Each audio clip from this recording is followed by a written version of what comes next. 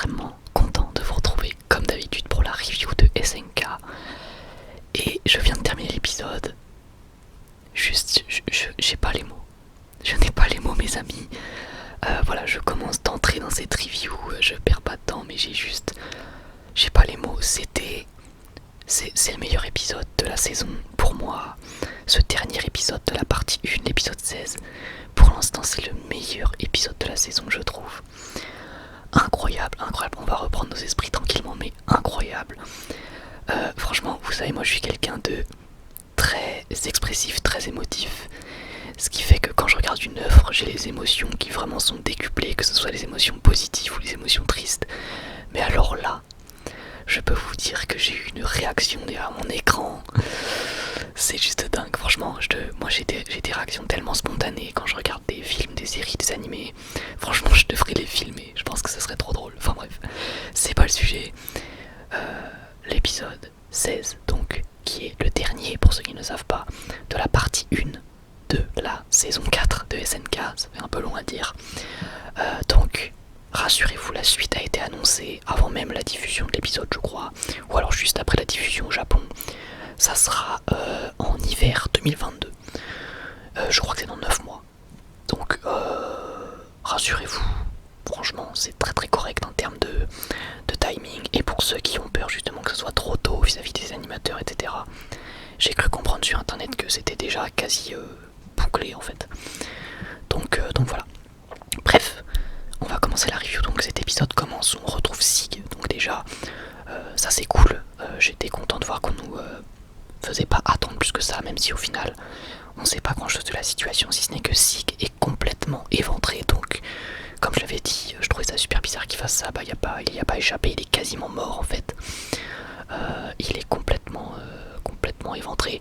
On ne sait pas où est Levi. Ça, pour le coup, c'est un petit peu dommage, mais ça sera une bonne raison d'attendre la suite, forcément. Donc Sig qui est quasiment mort, et du coup, il y a une scène très très bizarre en fait, où un titan, donc un des titans qu'il a contrôlé, va s'éventrer pour pouvoir mettre Sig dans son ventre. Une scène très très gore. Et juste après, on a une espèce de fusion avec une fille, donc je sais pas du tout qui c'est, je sais pas du tout à quoi ça correspond. Et la seule théorie que j'ai eue vis-à-vis de ça, c'est que le titan, en le mettant dans son corps, accélère peut-être la régénération de Sig. C'est la seule théorie que j'ai eue. Peut-être que ça a fait, peut-être qu'il absorbe son sang de titan.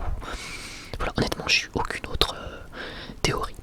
Donc après ça, on retrouve Pixis qui va dîner en fait avec Yelena. Donc là, on voit que le rapport de force s'est inversé, c'est Yelena qui a les commandes. Et on peut voir aussi qu'ils ont remis le système de brassard exactement comme pour les mares, mais avec des significations un peu différentes, avec ceux qui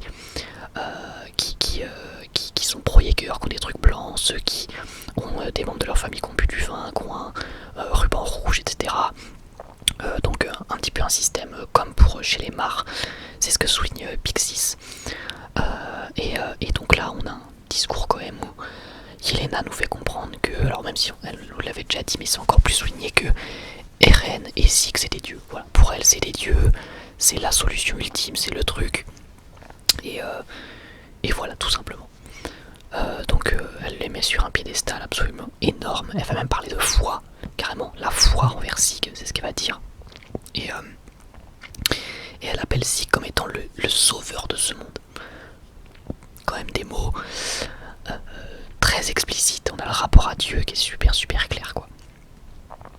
Et donc après on retrouve le bataillon, bon, puisqu'on peut vraiment les appeler bataillon, en gros Armin, Jean, Connie et toute la clique entre les murs de la prison.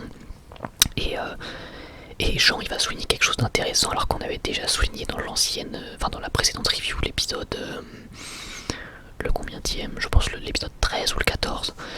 Je crois que c'est le 14 où Eren finalement disait des choses super blessantes à Armin et Mikasa.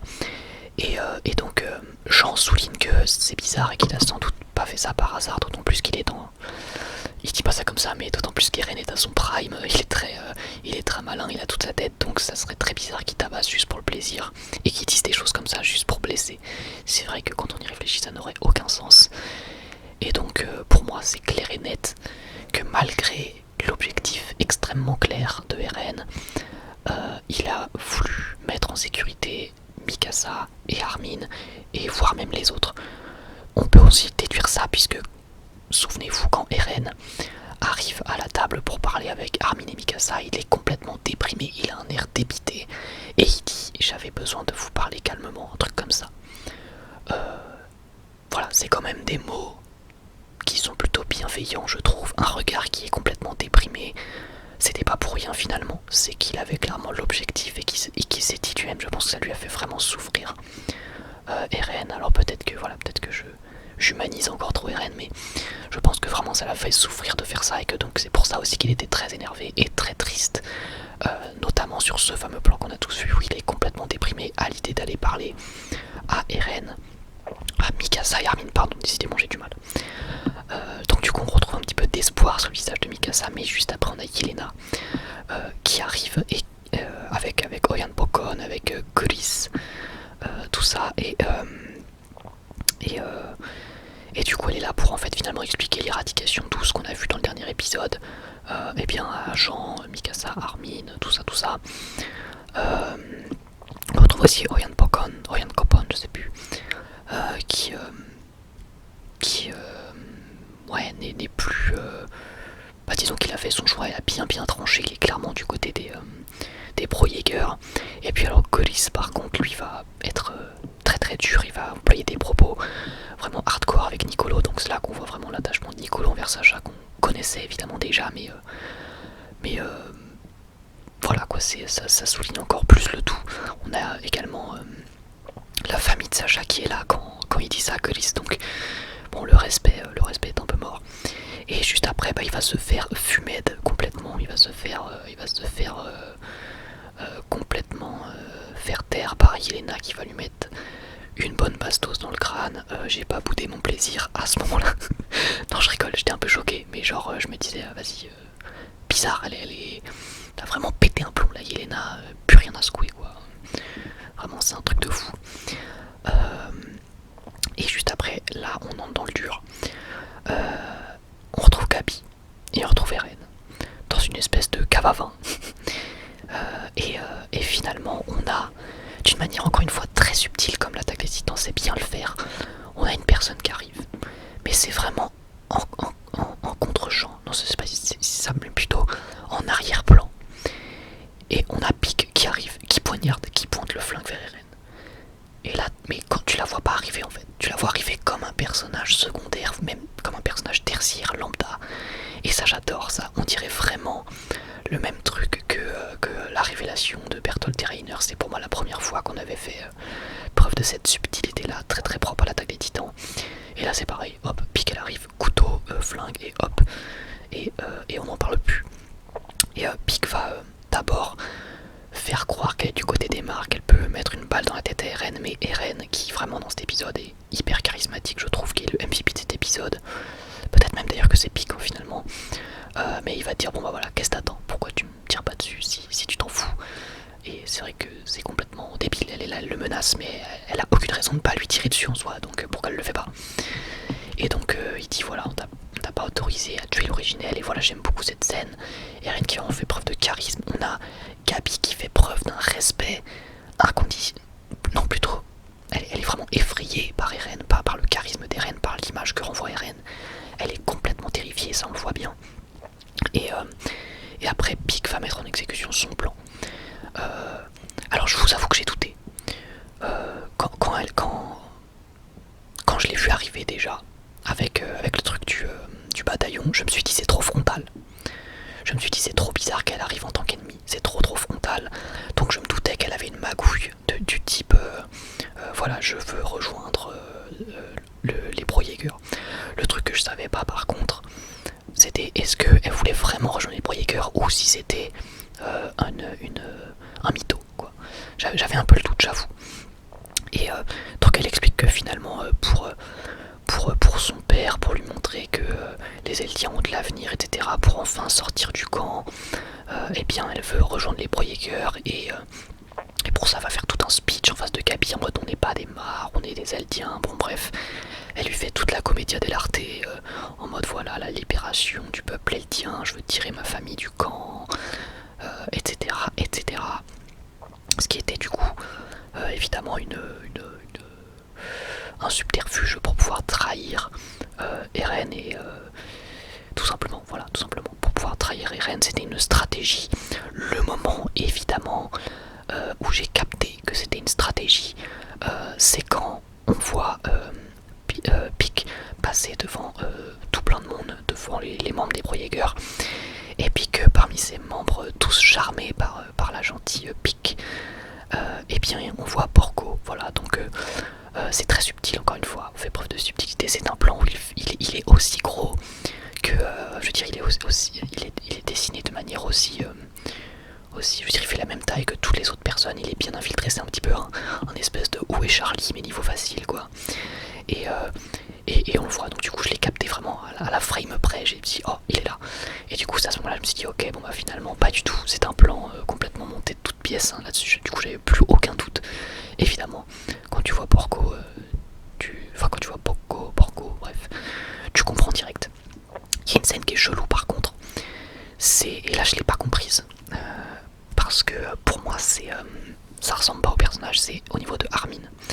Donc on a Yelena qui raconte l'histoire, et plutôt même l'objectif de Sig et Eren, de voir que Yelena vraiment les voit comme des dieux et qu'elle veut que ce soit les légendes du monde. Elle dit même pas qu'elle veut que ce soit des légendes, mais on comprend qu'elle dit clairement veut que ce soit les légendes de l'humanité, quoi, les deux frères. Elle trouve ça magnifique, et elle se met à pleurer.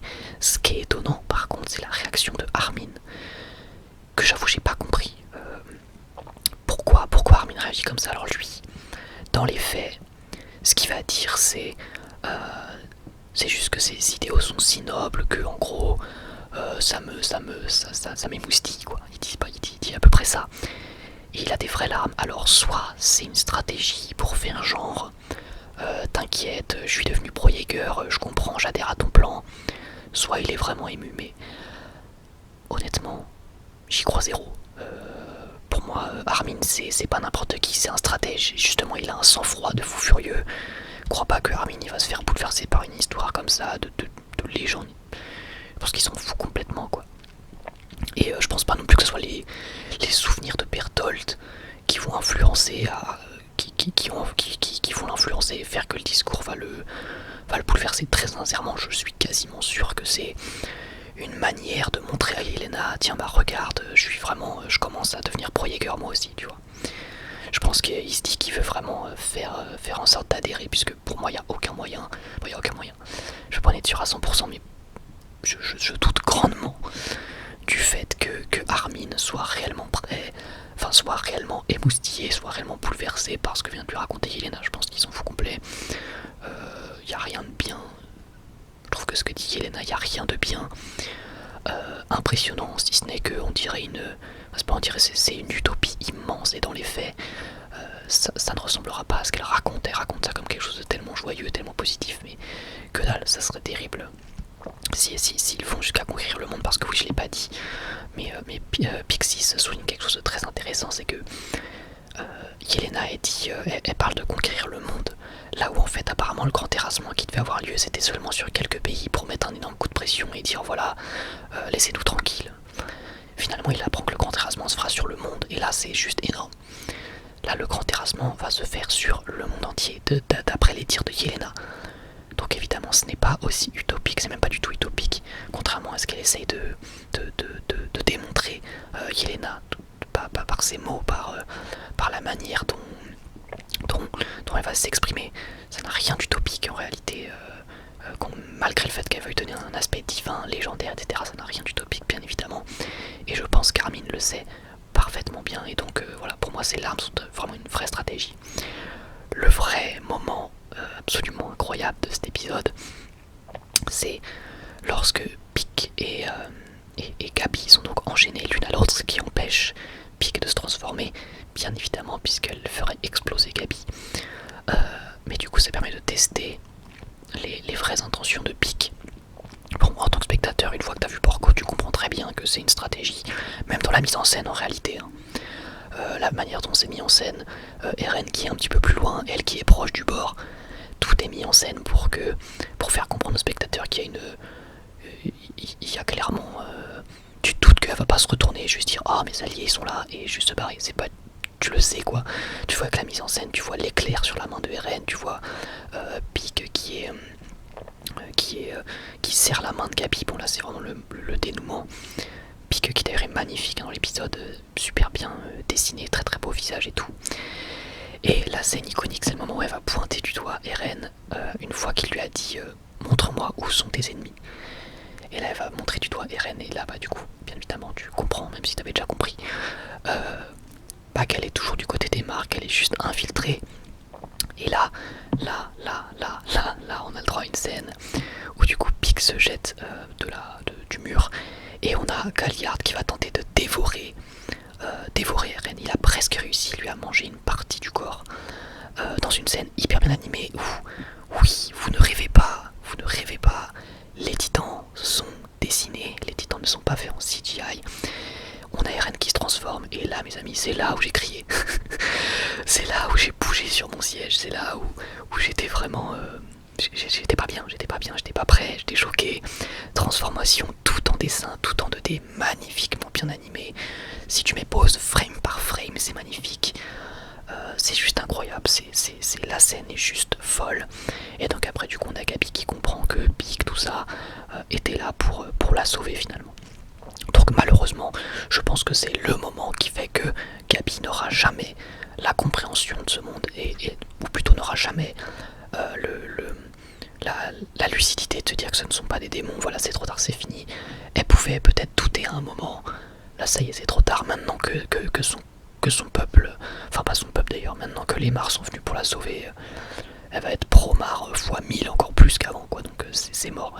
Je pense que le sauvetage de Pieck ça lui a ôté tous les doutes qu'elle pouvait avoir très très clairement. Et donc après on voit l'arrivée du peuple Mar, l'arrivée du peuple Mar, ou en tout cas des combattants Mar, de l'armée Mar qui arrive face au Pro-Jäger, face à Eren, face au personnage qu'on connaît tout simplement. Et là pareil, plan magnifique de Titan en 2D et il y a Eren qui dit clairement ramène-toi Reiner. Et on le sait que ça va être un Reiner contre Eren, le combat ultime entre les deux. Et là on se tape un To Be Continued, pas de scène post-générique, ni même de preview. Incroyable vraiment en termes d'émotion, en termes de frissons, en termes de rythme. L'épisode est juste fou parce que c'est un épisode ultra bien rythmé, parce que c'est un épisode où tu t'ennuies jamais, parce que c'est un épisode qui te tient en haleine, même quand il n'y a pas d'action, parce qu'en réalité l'action elle est où? L'action elle est à la toute fin, elle dure pas bien longtemps, mais l'épisode te tient en haleine. T'es là, tu doutes, tu sais pas si Pieck elle est avec eux, sinon si t'as envie de voir comment se sent. Et puis dès le début t'as Jean qui te dit voilà Eren il a pas fait ça pour rien, donc du coup ça te conditionne à voir ce que va faire Eren dans l'épisode. Bref, moi je trouve que c'est une masterclass, je pense surtout, enfin je suis même sûr, pour ceux qui le savent, moi c'est mon animé préféré, donc forcément que ça me touche énormément ce genre d'épisode, quand t'as des épisodes masterclass comme ça. Pour moi c'est le meilleur épisode pour l'instant de la saison, même si la partie 2 risque d'avoir des épisodes qui peuvent facilement dépasser celui-ci, peut-être même que le 17, je l'espère, dépassera l'épisode 16, mais en tout cas épisode énorme, ça fait vraiment plaisir, on va pas se mentir, d'avoir des titans en 2D ultra bien dessinés, donc ça confirme un petit peu ce que je pensais. Alors je vous avais déjà dit ça il y a un petit moment quand même pour les épisodes où on voyait les titans. Je vous avais dit c'est possible aussi qu'ils aient mis entre guillemets tous leurs efforts et tout leur budget dans le season final, c'est-à-dire littéralement dans le final de la saison. Donc ce que j'appelle le season final, c'est pas juste cet épisode 16 là, c'est toute la deuxième partie qui selon moi, je sais pas combien l'épisode est fera, mais moi je vous avais émis cette théorie, puis même sur les réseaux sociaux, c'était pas une opinion populaire de penser que finalement peut-être qu'ils ont mis, alors pas tout le budget parce que c'est ridicule de dire ça, mais de consacrer tout le temps qu'ils avaient pu avoir, enfin pas tout le temps mais une bonne partie de leur temps aux événements les plus importants et les plus marquants de la fin de l'animé. Donc à partir de l'épisode 16 jusqu'à la fin, j'espère vraiment de tout cœur, même si honnêtement j'ai des doutes quand même, je vais pas vous mentir, j'en ai des doutes, mais j'espère qu'on aura le droit à avoir encore ces titans en 2D, ces titans en dessin, comme dans les anciennes saisons. Même si encore une fois on ne blâme pas les animateurs pour la 3D qu'ils ont été obligés d'utiliser pour les raisons de temps. Mais on va pas bouder notre plaisir si on peut avoir des combats de titans en 2D aussi bien animés que ce qu'on a eu là à la toute fin de l'épisode, même si c'est une très courte scène, donc c'est un petit peu normal que la scène soit aussi jolie. Mais voilà, si on peut avoir des combats de titans aussi jolis que cette scène là, franchement ça serait juste énorme. Et c'était incroyable, les frissons. Je pense que les OST, bon c'est rien de le dire, les OST de SNK sont énormes, mais alors là la scène finale avec l'OST qui se lance, mais mon dieu quoi, c'était juste incroyable. En plus tu la sens monter l'OST, tu la sens venir et puis là bam ça pète, c'est juste, franchement c'est top, ça m'a mis les frissons, ça m'a mis les émotions, c'était incroyable. Pour moi le meilleur épisode de la saison pour l'instant.